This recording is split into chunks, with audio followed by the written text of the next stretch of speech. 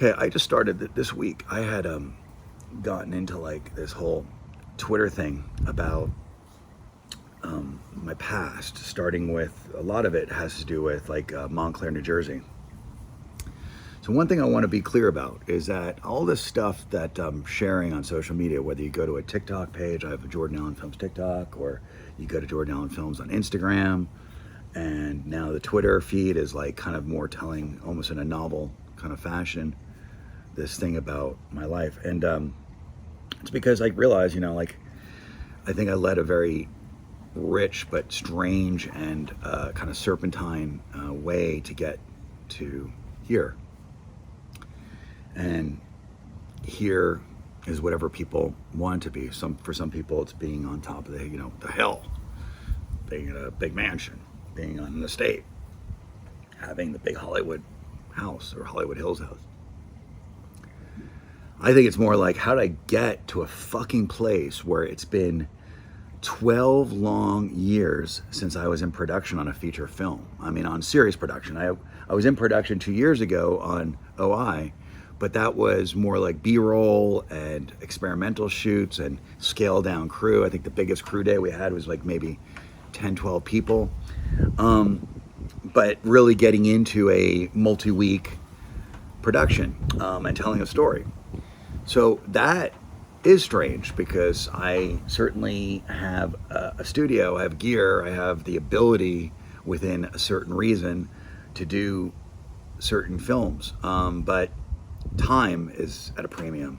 What I started to realize with TikTok was that it started to really, more than Instagram, I think, suck me into doing shorts, because TikTok to me is nothing but a short film. Although one of the things that's most enticing is that it's only like the shorter the better, that's totally my thing.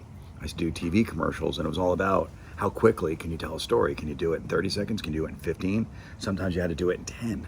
I don't think I ever had to go less than 10, but there's the 10, they call it the 10-second teaser. But your clients already were branded, so it wasn't like I had to establish a brand from scratch. I would just basically establish a reference to a campaign I was doing that was a much more like a 30 or 60-second commercial-oriented campaign. But in this case, the campaign I chose was actually my fiancée, Ashley, and I thought, okay, this is going to be really interesting. Social media has been kind of, anybody knows, it's very disorganized, and I just, sometimes I'm pissed off about what's going on in the world. And I'm like, that's not really good. That's like Facebook. And then you start getting into all this stuff. And then also, you change your ideas and you grow up, or you see things from a different perspective. And you're like, why did I throw out that vomit? And with Instagram, it was a little more interesting because it gives like a kind of a photo history of like the last several years of your life. You went to this place, that place. So it becomes almost that. And TikTok, which I'm new to, has only been a few months, is more about, I think, eyeballs, because I think the attraction is you could really light certain fires out there with the hashtags and the trend lines and catch an audience. Now, the thing is that nobody really thinks clearly, who do you want your audience to be, though? And I certainly, self-included.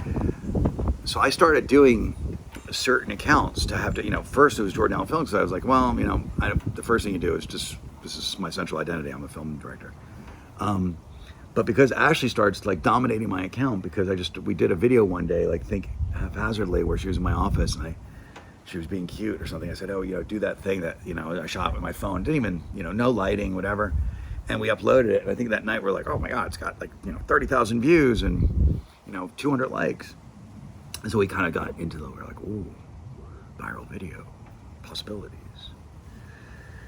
And I thought, cool. So let's, see what more we can do with that. So we start dropping in certain, videos and stuff. But there were certain limits. TikTok, especially. So TikTok was like, hey, if you're too sexy, you're gonna get restricted. You're gonna, first you get a warning, restriction, and then you get banned. You destroy your account. I mean, they're somewhere in Shanghai. So you're gonna go get them. Yeah, they have offices in LA. Good luck with that. So we started doing other types of feeder accounts for her Instagram that had nothing to do with the film stuff. They were really, truly certain specific identities, and the character I created, which is based on, Barbie Roberts, and we decided she's going to be a sexy runner and all this stuff. So we just started shaping this character. Actually, I kind of like, we can call it sort of like theater in the round, improvisational, because I did 2 improv movies. And I said, well, Barbie will have these different accounts. She'll have like, Malibu and Beverly Hills and stuff.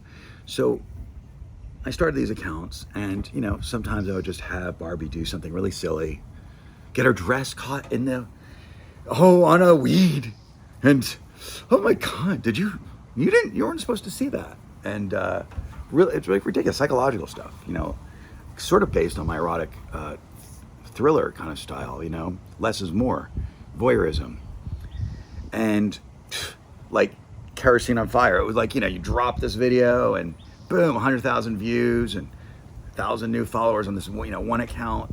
It's called Barbie's Photos. Had like 10,000 followers, and I think 3,000 came in a 18-hour period. And that was the one that day. I think it was my birthday. The account just disappeared. It was like, gone, poof. Like 30 days of work. I mean, but then I started looking online to see if other people had stories about. You go to Yelp. I think there's like a TikTok Yelp. I don't know if it's a Yelp or some sort of like silly kind of LA directory where they have their offices here, and they allow reviews. And I'd say 85% of the reviews are about my account got banned, shadow banning, blah, blah. But the stories I started to read were much more heartbreaking. 2 years I've been working on my account. I had 50,000 followers. It's tied to my plumbing business. It's tied to my, fashion store. I mean, you could tell these are real situations that had economic consequences.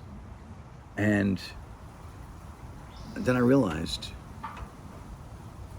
that they never followed up with the deal with Oracle and Walmart. So really, there is no American connection to this company. If they abuse the shit out of you here, you're kind of out of luck. I mean, I guess the LA office offers some semblance of PR services, because TikTok has to understand that they're in the media industry. They're obviously, there's a lot of exposure to people who are in LA, because a lot of the models, a lot of the actors, a lot of the even directors I know are online, TikTok doing stuff. But what I thought about was something really different, and I'm going to go into that with another video.